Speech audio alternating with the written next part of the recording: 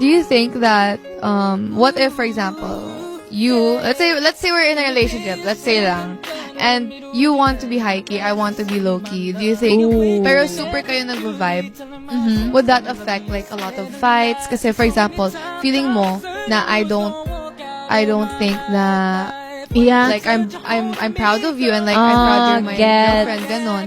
So, feeling mo ba na magalit ka sa akin? Actually, no. Kasi example, if ako yung high-key, tapos ikaw yung low-key, am I Oo. right?